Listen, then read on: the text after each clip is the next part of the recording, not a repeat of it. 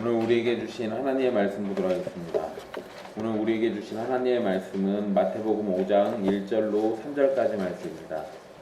마태복음 5장 1절부터 3절 말씀입니다.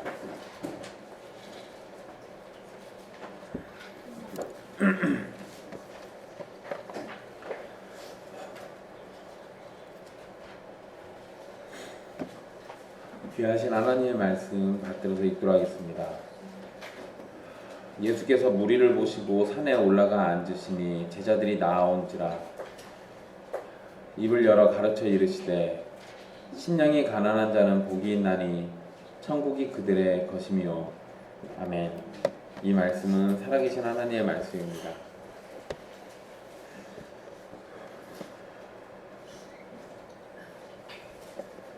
오늘부터 우리는 산상설교라고 불리는 마태복음 5장에서 7장까지의 내용을 살피게 됩니다.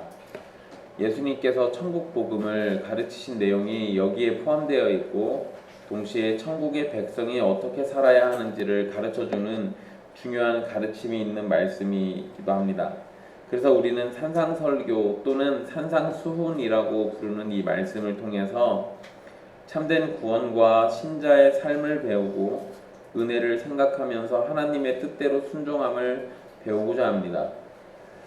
예수님은 세례 요한과 마찬가지로 회개할 것과 하나님의 나라가 가까이 왔음을 선포했습니다. 이것은 분명 복음의 말씀인데 복음이 전파되었다고 회개한 사람들이 분명히 있을 겁니다. 주님의 말씀을 듣고 또 세례 요한의 복음의 내용들을 듣고 분명 회개하고 성령의 능력으로 참된 회개를 한 사람들이 있을 건데, 그러면 회개한 사람들이 하나님의 나라 백성으로 어떻게 살아야 할 것인지에 대한 가르침이 필요한 것은 당연한 겁니다. 그래서 예수님은 산상설교를 통해서 하나님의 백성이 어떻게 살아야 하는지에 대한 기본적인 가르침을 주려고 하십니다. 1절에서 예수님의 두 가지 행동이 나오게 되는데요. 먼저 예수님은 무리를 보셨습니다. 그리고 산에 올라가 앉으셨어요. 이 4장 마지막에 여러 지역에서 수많은 무리가 예수님을 따르게 되었다고 기록하고 있습니다. 이런 가운데 예수님이 무리를 보고 산으로 올라가셨다는 것은 많은 사람을 피하려고 했던 것으로 보입니다. 그러니까 그 수많은 무리가 따르는 상황 가운데서 그 많은 사람들을 좀 피해서 한적한 곳으로 가시려고 했던 것으로 생각이 돼요. 그리고 산상설교 이 5장에서 7장까지의 내용들을 보면 예수님이 가르치시는 1차 대상은 그 예수님의 제자들입니다. 물론 마태복음 7장 28절 29절 말씀을 보면 많은 사람이 예수님의 말씀을 듣고 반응을 보인 것이 또 기록되어 있습니다. 이런 걸 보면 예수님은 많은 무리를 피해서 산으로 가시기는 했는데, 그래서 제자들을 데리고 갔는데 제자들 외에도 예수님의 말씀을 따라서 들으려고 함께 올라간 자들이 있다라는 것을 알 수 있습니다. 예수님이 산에 올라가 앉으셨고 제자들이 예수님에게 나왔습니다. 여기에서 제자들은 앞에서 부르신 4명의 제자들을 포함해서 예수님을 따르는 사람들을 가리키는 말입니다. 아직까지는 12제자가 다 정해지지는 않은 상황으로 마태복음에서는 기록되고 있습니다. 이 산상설교의 내용은 우리에게 요구되는 것인데 분명히 우리 보고 이렇게 살으라고 하신 말씀들이에요. 그런데 이 일을 완벽하게 수행하지 못하는 것이 분명한 사실입니다. 일단 팔복에 있는 내용들도 사실 우리의 힘만으로는 불가능한 얘기고요. 그 뒤에 나와 있는 예수님의 가르침도 사람이 과연 저렇게 할 수 있을 것인가, 이런 질문에 대해서 할 수 없다라는 답이 거의 대부분에 나오는 답입니다. 그렇지만 우리는 주님의 말씀에 완전한 순종이라는 목표를 가지고 이 말씀을 자기 삶에 적용해야 하고 동시에 모든 순종이 가능해지도록 하나님의 은혜와 하나님을 향한 전적인 신뢰가 필요한 겁니다. 그러니까 우리가 이 땅에서 완전한 교회라는 거는 있을 수가 없어요. 그런데 있을 수 없으니까 그냥 대충 하는 대로 믿고 대충 넘어갑시다 이렇게 하면 그거는 그냥 불완전한 교회가 아니라 그 정도면은 순결하지 않은 더러운 교회로 자라나게 됩니다. 완전한 교회는 이 세상에 없지만 완전한 교회라는 목표를 가지고 교회는 계속해서 성장하고 자라나야 돼요. 마찬가지로 완전한 순종이라는 것은 예수님 외에는 아무도 못하는 겁니다. 하지만 우리가 예수님 안에 있는 예수님의 백성들이고 예수님의 지체이기 때문에 완전한 순종이라는 목표를 가지고 우리는 이 땅에서 충실히 살아가야 하는 것이 하나님의 백성들에게 주어져 있는, 맡겨져 있는 당연한 모습이고 과제고 의무와 책임이 되는 겁니다.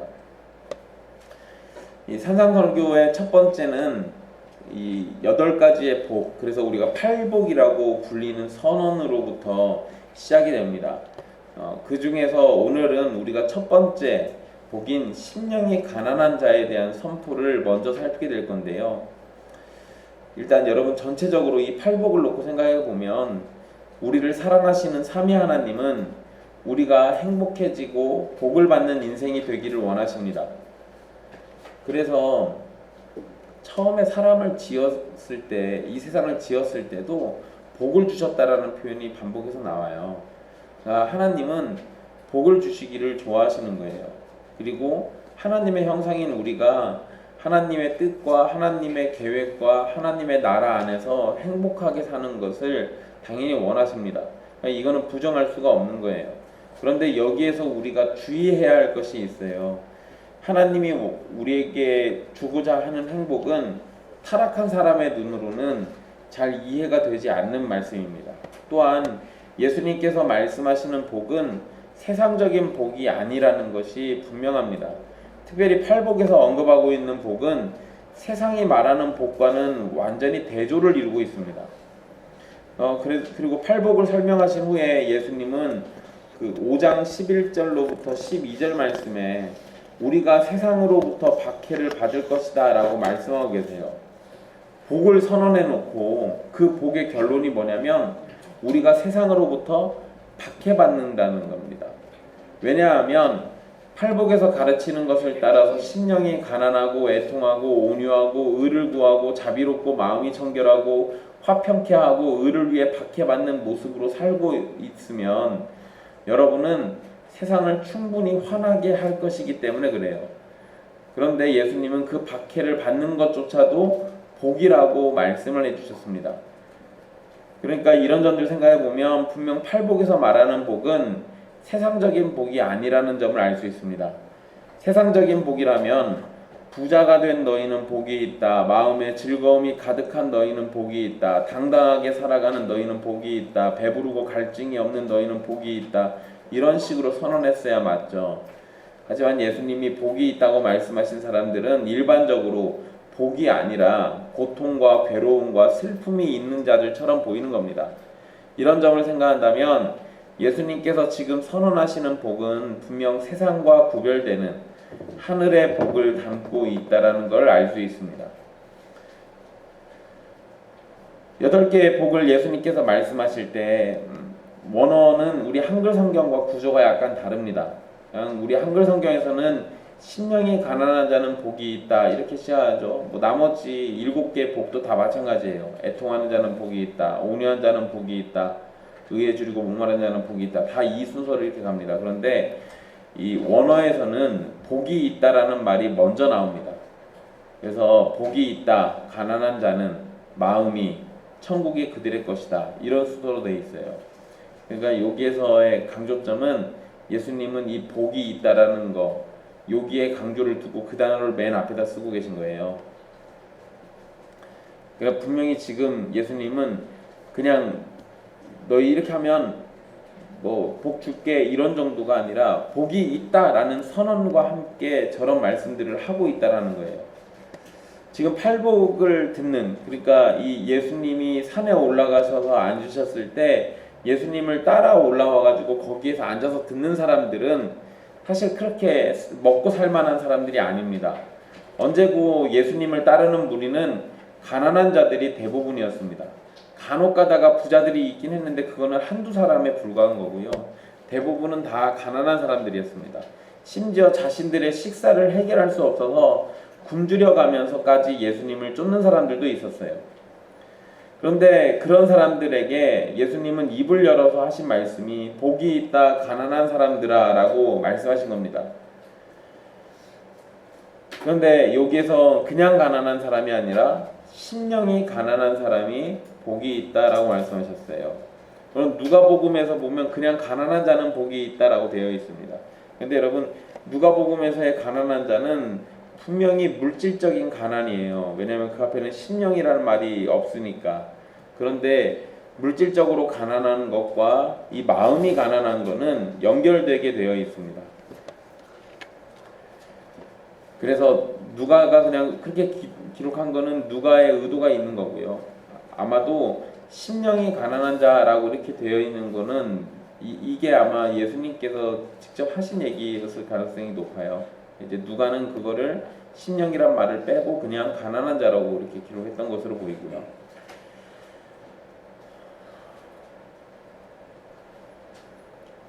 근데 예수님께서 이런 말씀을 하실 때 그냥 갑자기 하신 말씀은 아닌 것으로 보입니다. 그리고 예수님의 이 팔복 선언은 구약에 있는 말씀들과 다 연결이 됩니다. 일단 이 팔복 앞부분에서 반복해서 나오는 구절인데요. 이사야 61장 1절 말씀에 이렇게 되어 있습니다. 가난한 자에게 아름다운 소식을 전하게 하려 하심이라. 가난한 자에게 아름다운 소식을 전하게 하려 하심이라. 이 말씀이 어떻게 실제가 되는지 지금 보여주고 있는 말씀이 오늘 5장 3절이에요. 가난한 자에게 아름다운 소식을 전한다 라고 해놓고 예수님은 진짜로 심령이 가난한 자에게 복이 있다라는 아름다운 소식을 전해주고 있는 거잖아요. 그러니까 저 이사야 61장 말씀과 분명 연결되는 걸로 우리는 이해할 수 있습니다. 가난이라는 것은 괴로움 또는 고통과 연결됩니다. 여러분 제가 괴로움과 고통을 얘기했지 불행을 얘기하진 않았어요. 가난하다라는 것은 불행할 수는 있지만 가난하기 때문에 행복하지 않은 건 아니거든요. 가난해도 행복할 수 있습니다. 상대적으로 조금 불행에 가까운 것 뿐이죠. 그런데 어쨌든 가난이라는 것은 괴로움 또는 고통이라는 것이 분명히 따라와요. 무엇인가 부족하거나 잃어버린 상태이기 때문에 고통이 따라옵니다. 그래서 가난한 자에게는 복음의 소식이 절실히 필요한 것인데 이사야 61장 1절의 말씀은 바로 그런 내용을 포함하고 있는 거예요. 가난한 사람에게는 복음의 소식이 있어야 하는 건데 가난한 자에게 아름다운 소식을 전하려고 했다라고 했으니까 가난한 자에게 복음이 전파되고 있는 거잖아요. 마음이 가난한 상태는 영적인 결핍이 있다는 것을 의미합니다. 그리고 영적인 부족함은 오로지 하나님만 해결할 수 있습니다. 그래서 영적인 부족함을 깨달은 자들은 하나님을 의지해야만 살 수 있는 겁니다. 이사야 57장 15절에서 하나님은 마음이 겸손한 자와 함께 있나니라고 말씀하셨습니다. 하나님은 마음이 겸손한 자, 즉 마음이 가난한 자들과 함께 하십니다. 그리고 마음이 겸손하다는 것을 시편 51편 17절에서는 상한 심령이라고 표현했어요. 그러니까 그렇게 되면 상한 심령이 있는 자가 복이 있는 거죠. 또 시편 40편 17절에서는 자신이 가난하고 궁핍하기에 주님께서 자신을 생각해 주시기를 바라면서 노래합니다. 그리고 주님은 나의 도움이고 나의 건지시는 이라고 고백합니다. 마음이 가난한 자가 복이 있다는 것은 가난한 처지에서 나의 도움이고 나를 건지시는 분이신 주님을 바라볼 수 있기 때문인 거예요. 그리고 마음이 가난하다는 것은 그리스도인의 근본 성품을 의미합니다. 참되게 구원을 받는 사람이 가져야 할 가장 기본적인 마음의 상태가 가난한 상태입니다. 교만한 사람은 천국에 들어갈 수 없어요. 심령이 가난하게 되는 것은 천국에 들어가기 위해 가장 먼저 필요한 상태입니다. 심령이 가난하게 된다는 것은 오늘날 학자나 아니면 똑똑한 사람들의 말과 전혀 반대되는 말이죠. 오늘날은 자신을 비우는 것보다 채우는 것을 더 좋아합니다. 자기 확신을 가져야 하고요. 경쟁적인 태도를 칭찬하고 자기 자신을 높이고 자랑스러워하고 중요하게 여기는 것을 권장합니다. 오늘날에 별로 덕이 안 되는 덕목이 하나 있는데 그게 겸손이에요. 요즘은 굳이 겸손할 필요가 없습니다. 그냥 내가 남들보다 잘났다라는 것을 드러내고 내가 남들보다 높다라는 것을 드러내는 게 너무나도 일반적인 태도들이죠. 그러나 성경은 우리 자신을 비우는 것이 복이라고 말씀합니다. 마음이 가난하지 않은 한 그리스도인이 될 수는 없어요. 그리스도인의 삶을 산다고 하면서 마음이 가난하지 않는 한 다른 은혜들을 결코 알지 못합니다. 마음이 가난하지 않은데 그 안에 예수님이 어떻게 자리하시겠어요?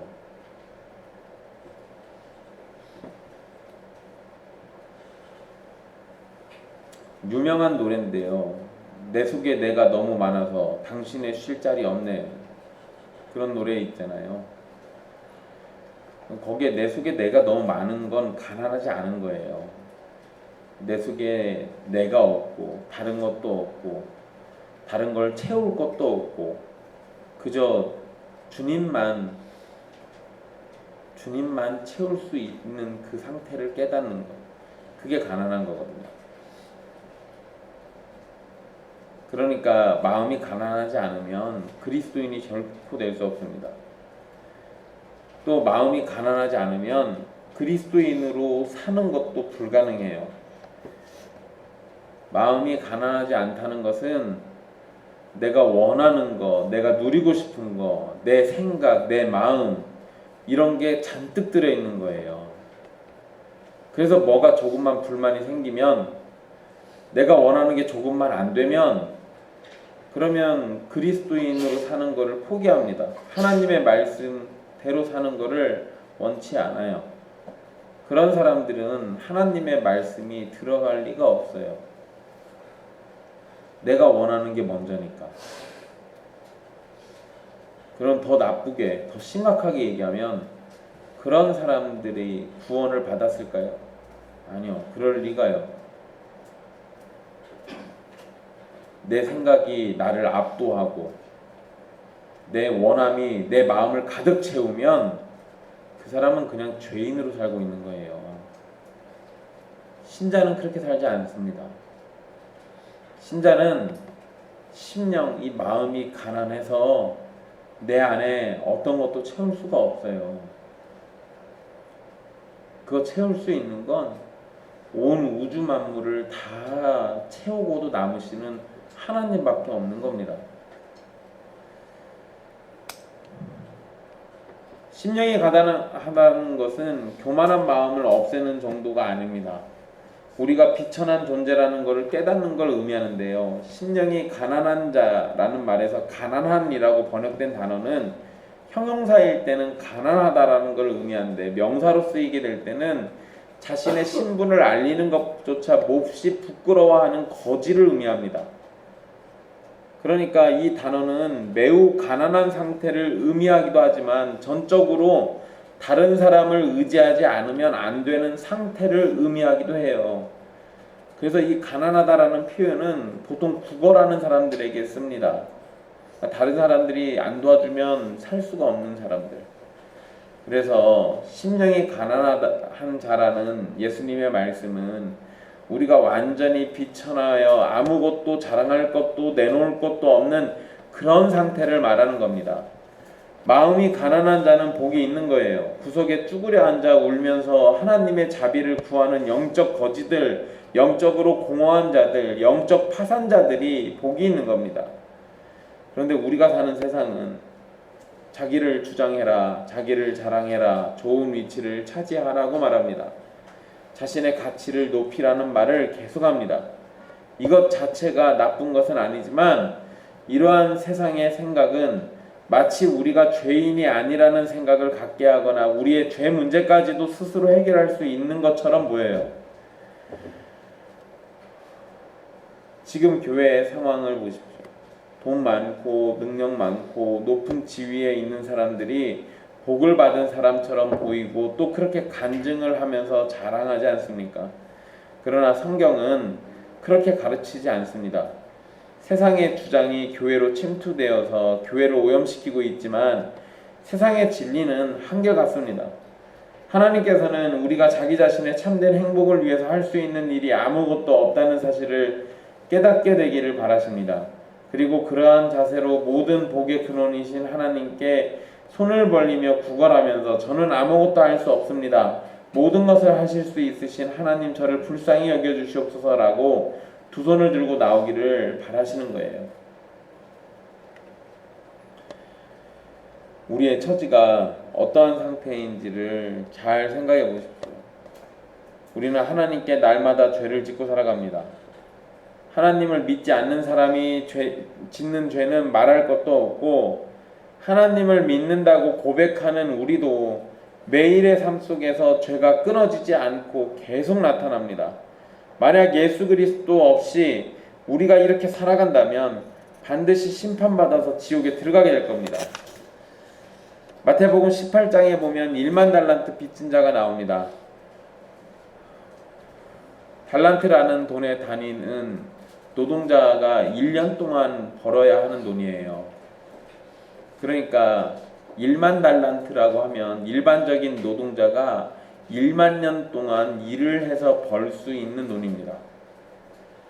이런 돈을 빚졌다라는 것은 사실상 갚을 수 없는 돈을 빚졌고 누군가가 도와주지 않는 이상 1만 달란트 빚진 사람은 죽는다고 해도 해결하지 못할 빚이 있는 거예요. 우리의 처지가 이와 같습니다. 우리는 사실상 우리의 죄값을 다 치르지도 못하고 하나님께서 원하시는 모습대로 살 수도 없습니다. 왜냐하면 우리는 연약하고 능력이 없고 결정적으로 전적으로 타락한 존재여서 죄 문제를 해결하기보다 날마다 죄에 죄를 더하는 처지이기 때문에 그래요. 이러한 우리의 처지를 바르게 깨달은 사람이라면 자신은 아무것도 할 수 없는 존재라는 것을 깨닫게 됩니다. 그리고 절망하게 될 거예요. 그런데 예수님은 그렇게 마음이 가난한 사람들이 복이 있다고 말씀하고 계신 겁니다. 왜냐하면 그런 사람들이 천국을 소유하게 될 것이기 때문에 그래요. 오해는 마십시오. 가난한 자가 반드시 천국을 소유하게 되는 거 아닙니다. 그렇지만 가난한 자가 되지 않고 천국을 소유할 수는 없어요. 여기에서 천국을 소유한다는 것은 미래의 일이면서 동시에 현재에도 이루어지는 일입니다. 문자적으로만 이해한다면 그들의 것이미요라는 말은 현재형이에요. 그러니까 천국이 벌써 마음이 가난한 사람들의 것이라고 예수님이 말씀하신 겁니다. 마음이 가난해서 하나님을 찾고 의지하고 구원을 바라는 자들은 지금 그리스도로 시작하는 하나님의 나라를 소유하게 되면서 동시에 마지막 심판날에 왕으로 오셔서 완전한 하나님의 나라가 열릴 때까지 소유하게 됩니다. 가난은 부족한 것이 있다는 거죠. 그리고 부족한 것을 복이라고 생각할 수는 없습니다. 물론 많이 가진 것도 다 복이라고 얘기할 수는 없어요. 그런데 부족하면 결핍이잖아요. 그런 결핍을 복이라고 생각하기는 어렵습니다. 오히려 부족한 것은 부족한 것 때문에 불편함이 있거나 슬픔이 있거나 괴로움으로 연결됩니다. 그래서 가난이 복이 되려면 부족한 것이 채워지는 일이 있어야 하고 그렇게 된다면 가난한 사람이 채워지는 일로 인해서 복을 얻었다라고 말할 수 있습니다. 그리고 예수님은 가난한 사람이 천국을 소유하게 될 것이기 때문에 그들의 부족이나 필요는 채워질 것이고 그들에게 가장 좋은 것이 주어질 것이어서 복이 있다고 말씀하시는 겁니다. 우리가 왜 예수님 믿는지 아십니까? 우리는 우리를 구원할 수 없기 때문에 우리를 구원해 주실 수 있는 예수님을 믿는 겁니다.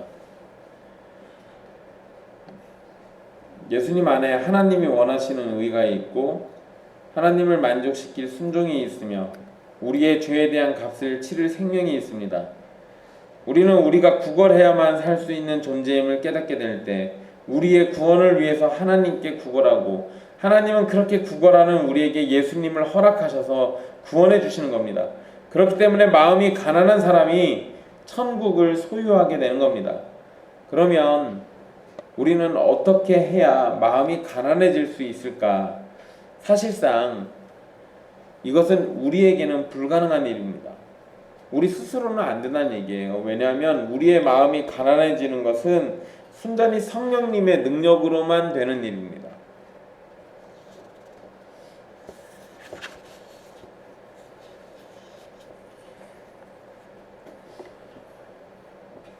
타락한 사람의 마음은 기본적으로 강팍함이라는 특징을 가지고 있습니다.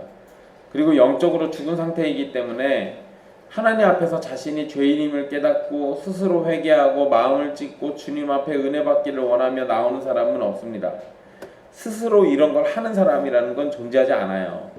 방금 말씀드린 것과 같은 일들은 그러니까 하나님 앞에서 자신이 죄인임을 깨닫고 회개하고 마음을 찢고 주님 앞에 나와서 은혜 받기를 원하는 그런 일들은 성령님께서 먼저 은혜를 베풀어 주실 때만 가능한 일입니다.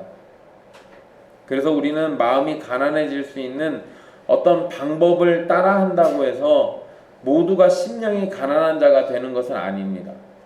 하지만 하나님께서는 우리에게 은혜를 위한 몇 가지 방편들을 알려주셨고 택함을 받은 사람이 그러한 방편을 사용할 때 성령님께서 그에게 은혜를 베풀어 주시고 방편이 효력을 발생시키도록 해주십니다.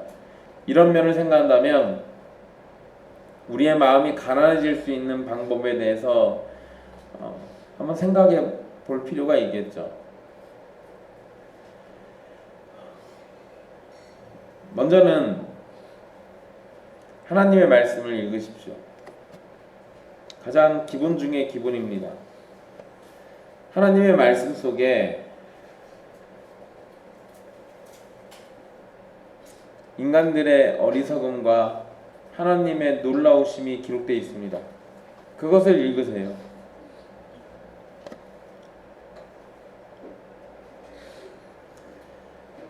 우리는 성경 속에서 사람들이 얼마나 어리석은지를 보게 될 겁니다. 그리고 사실 우리는 성경에서 정말 미련한 어리석은 사람들을 많이 알고 있죠. 계속해서 하나님의 은혜를 버리고 죄를 지으며 죽음을 향해 달려가는 사람들이 성경에 기록되어 있습니다. 그리고 성경에 기록된 사람들의 미련하고 어리석은 모습이 여러분의 삶 속에서도 찾아지는 것을 깨닫게 될 겁니다. 아담의 타락한 모습이 여러분 안에 있습니다. 아담과 하와가 다른 사람들에게 자기 잘못을 떠넘기는 모습도 여러분에게 있어요. 또 거짓말쟁이고 속이는 자인 야곱의 모습이 여러분 안에 있습니다. 돈에 탐욕에 눈이 멀어서 일은 열심히 할지 몰라도 속이는 일을 끊이지 않죠. 하나님을 무시하고 대적하던 수많은 왕의 모습이 여러분의 모습일지도 모릅니다. 어쩌면 성경에 기록되지 않은 악한 모습이 여러분의 삶에서 나타나고 있을지도 모릅니다.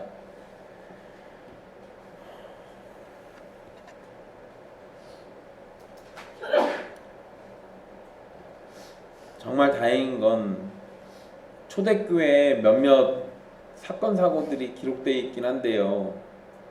어떤 특정인들이 어떤 식의 사고를 쳤는지 구체적으로 잘 기록해 놓는 일은 별로 없습니다. 몇몇 사건들만 있어요. 여러분, 야고보가 지적하고 바울이 지적하고 베드로가 지적하고 히브리서에서 지적하는 말씀들을 잘 생각해 보면 초대교회에는 진짜 셀 수 없이 많은 문제들이 있었어요. 성경이 그거를 다 기록해 놓지는 않았다고요. 그거 보면 성경에는 기록되어 있지 않지만 신자들이 저지르는 무수히 많은 죄들이 분명히 있다라는 거예요. 그런데 여러분, 그에 반해서 아담이나 야곱이나 수많은 왕들이나 아니면 초대교회 신자들이나 그렇게 하나님 앞에서 죄지는 사람들이 있는 반면에 성경은 하나님의 위대하심을 알려줍니다. 하나님의 우주를 지으시는 능력이 기록되어 있고 사람을 향해서 사랑을 베풀어 주심이 기록되어 있습니다. 심지어 범죄한 아담과 하와 그리고 이후에 수많은 인물과 사건들이 나타남에도 하나님의 사랑을 바꾸지 않으시고 택하신 백성들을 구원하시기를 멈추지 않으시며 사랑을 드러내셨음이 기록되어 있어요. 그리고 그 사랑이 예수 그리스도를 통해서 절정에 이르러 나타나고 있음을 보여줍니다. 바로 성경에서 그런 걸 찾으라는 거예요. 여러분들의 죄악된 모습과 하나님의 변치 않는 그 크신 사랑, 그거를 보라는 겁니다.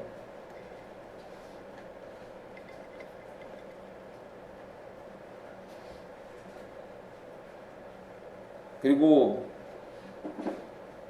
그 사랑의 표현으로 자기 아들 독생자 예수를 십자가에서 죽이신 일을 보세요. 그 앞에서도 마음이 가난해지지 않는 사람은 가망성이 없는 겁니다.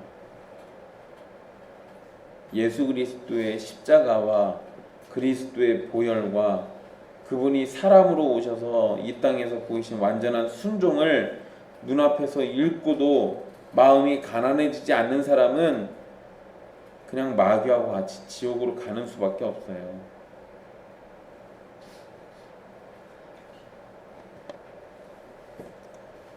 성경에서 우리의 죄악됨을 보시고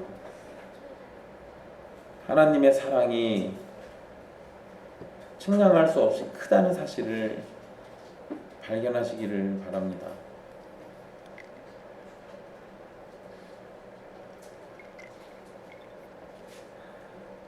두 번째로 심령이 가난해지기를 하나님께 기도하십시오. 우리가 아무리 성경을 읽고 깨달음을 얻는다고 해도 하나님께서 도와주시지 않으면 우리의 심령은 절대 가난해지지 않습니다. 성경을 읽고 약간의 겸손이 생길지 몰라도 근본적인 성품이 가난해질 수는 없습니다. 성경을 읽으면 마음이 따뜻해지거나 뭔가 깨달음을 얻을 수는 있을지 몰라도 그것으로 그 영혼이 진짜 바뀌는 건 아니라는 거예요. 성경을 읽고 그 약간의 겸손 이런 것들이 잠깐 나타나면 사람들은 착각합니다. 자기가 은혜 받아서 심령이 가난해진 걸로. 그런데 성령님께서 우리를 거듭나게 하시지 않으면 잠깐 그러는 거는 그냥 연극처럼 흘러 지나갈 수 있어요. 그런데 성령님께서 우리를 거듭나게 하시면 우리는 악하고 강팍한 마음이 가난한 마음으로 바뀌게 됩니다.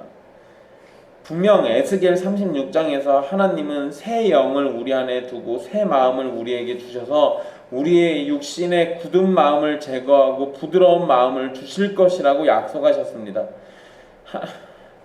하나님의 약속을 믿고 하나님께 기도하십시오. 주께서 은혜를 베푸실 때 우리의 굳은 마음은 사라지고 부드러운 마음이 되어서 가난한 심령으로 하나님 앞에 설 수 있게 될 겁니다. 주님이 해주시지 않으면 사실 답이 없어요. 그래서 모든 일의 끝에는 언제나 우리가 주님 앞에 기도하는 일이 있어야 하는 거예요. 그런데 여러분, 기도하고 거기서 끝내지 마십시오. 기도를 했다면 이제 여러분들이 할 수 있는 일을 해야 할 필요가 또 있습니다. 성경을 읽으셔서 내가 어떤 죄인인지 알았어요. 기도를 통해서 하나님의 도우심을 구했습니다. 그러면 이제 세 번째로 가난한 심령으로 살기 위해서 육신의 욕망을 죽이도록 노력해야 합니다. 육신의 욕망이 넘칠수록 여러분의 심령은 가난을 느끼기보다 욕망의 목마름만 느끼게 될 겁니다. 그러나 육신의 욕망을 따르는 삶을 그래서 멀리 해야 하는 거예요.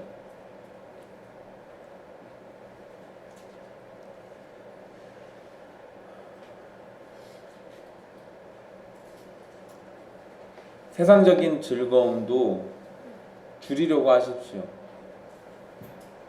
세상적 즐거움을 전혀 하지 말라는 건 아닙니다. 친구와 놀고 게임도 하고 여행을 다니고 유튜브를 보거나 영화나 드라마를 볼 수도 있습니다. 재미나게 친구들하고 같이 노래방 가가지고 노래도 신나게 부를 수도 있어요. 그런데 그것들의 시간을 줄이고 그 시간에 하나님을 더 가까이 하려고 노력하라는 겁니다. 여러분, 교회마다 왜 수요일날 모임을 하고 금요일날 기도회를 하고 또 기타 그거 외에 다른 교육 프로그램들을 왜 만드는지 아십니까?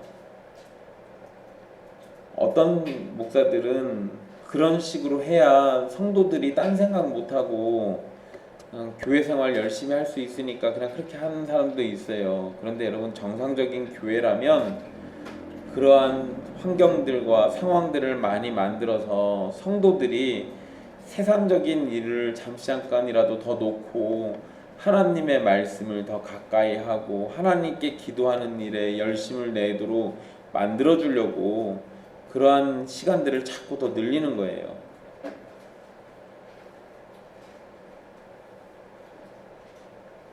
그래야 우리의 마음이 주님 앞에서 더 가난해지고 더 부족함을 알고 은혜가 필요하다는 걸 깨닫고 그러면서 주님 앞에 나가는 거거든요.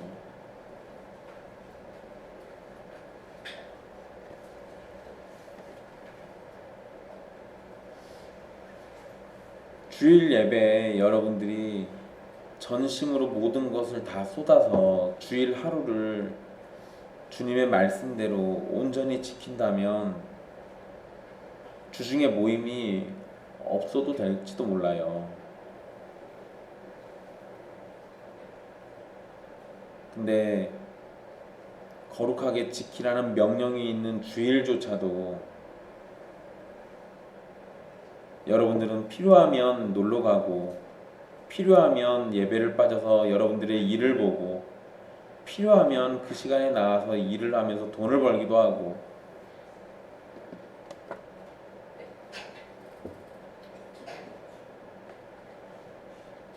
그렇게 하는데 여러분들이 누릴 세상적인 즐거움과 세상적인 유익을 위해서 하나님의 것을 포기하고 명령을 등한시하는데 여러분들의 심령이 가난해져서 천국의 복을 누릴 거라고 생각이 드십니까? 만약에 그래도 된다라고 생각이 들면 마귀가 여러분들을 유혹해서 완벽하게 여러분들을 속인 거라고 생각하시면 됩니다.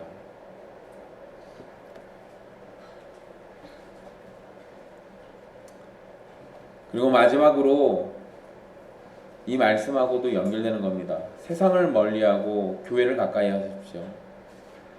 심령이 가난한 사람들과 어울리며 자신들의 부족함을 깨닫고 하나님의 은혜가 절실히 필요함을 느끼는 사람들과 함께 시간을 보내십시오. 이런 일이 복되기 때문에 성경은 성도들이 그리스도 안에서 연합하는 일을 중요하게 언급하는 겁니다.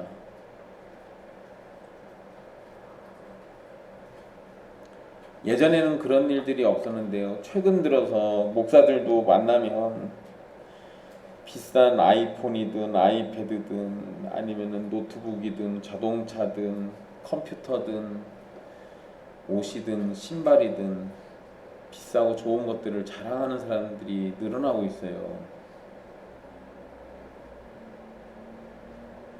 그들이 그런 거 자랑할 때 그들의 심령은 가난한 건지 아니면 물질적 풍요로움 때문에 심령이 가난한 그들의 상태가 잘 안 보이는 건지 도무지 분간이 잘 안 됩니다.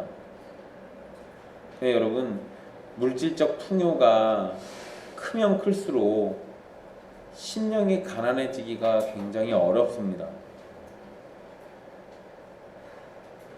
그래서 세상을 가까이 하고 세상의 부유한 자들을 가까이 하면 할수록 심령이 가난해지는 것하고는 철저하게 거리가 멀어요.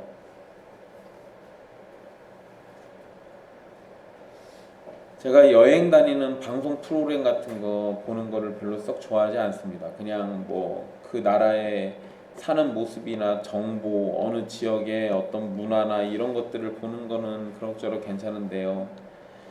어디 여행 가가지고 뭐 무슨 비싼 어떤 그 스포츠 같은 걸 한다거나 아니면 어디 가서 뭐 비싼 음식을 먹고 그런 걸 찍어가지고 사람들한테 보여준다거나 사람들에게 심령이 가난할 틈을 안 줘요. 뭐든지 더 가지고 더 먹고 더 누리고 더 쓰고 더 자랑하고 그래야만 되는 것처럼 자꾸 세상이 우리한테 보여주잖아요. 그런 세상을 가까이 하면 할수록 여러분들의 심령은 가난해질 리가 없어요. 그런 세상보다는 심령이 가난한 사람들이 모여있는 주님의 은혜로 성령의 거듭남으로 심령이 가난한 사람들이 함께 있는 교회를 가까이 하셔야 맞아요. 그래야 여러분들의 심령이 더 가난해지고 여러분들의 구원이 교회 안에서 더욱더 확실해지는 겁니다. 사랑하는 형제 자매 여러분,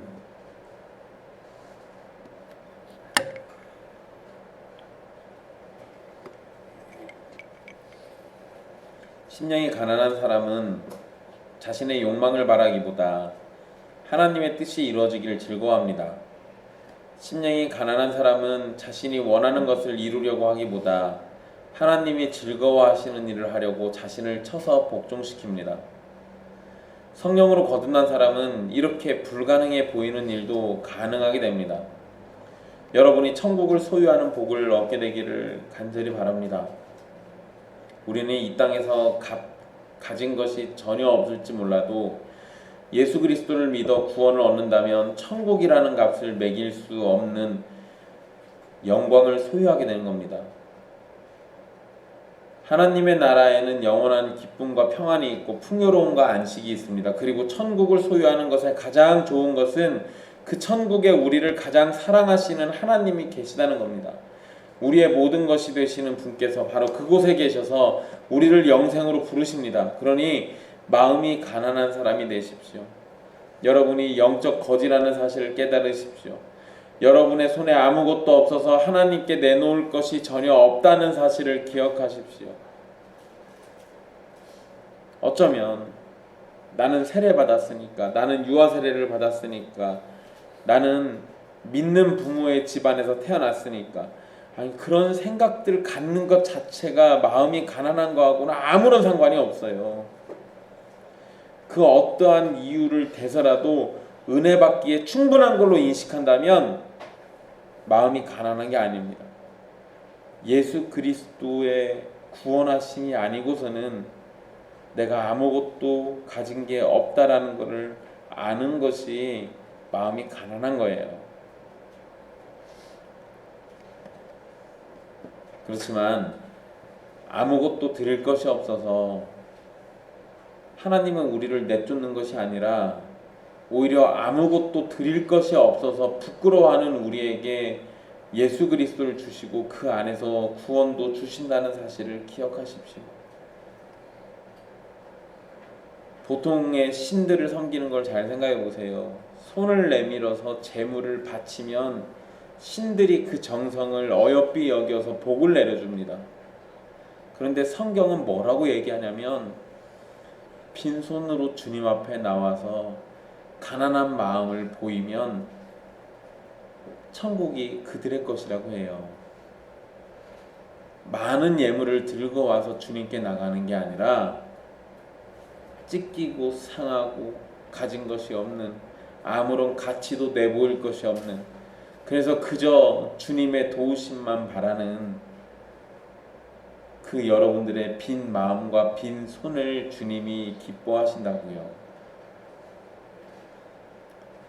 우리의 손과 마음이 텅텅 비어있는 것을 알고 하나님께 구한다면 하나님은 우리에게 예수님 안에서 천국의 보화를 손에 쥐어주시고 성령님께서 우리 마음에 오셔서 놀라운 하나님의 사랑을 알게 하시고 그 사랑으로 가득 채우실 겁니다. 심령이 가난한 자가 복이 있는 이유는 삼위 하나님께서 그의 전부가 되실 것이기 때문에 그렇습니다. 그러니 심령이 가난해지는 것을 두려워하지 마십시오. 오히려 여러분의 마음이 낮아지고 하나님만을 의지해야 한다는 생각에 사로잡힐 때 여러분은 이 세상 가장 좋은 것을 가진 부자가 되실 겁니다. 기도하겠습니다.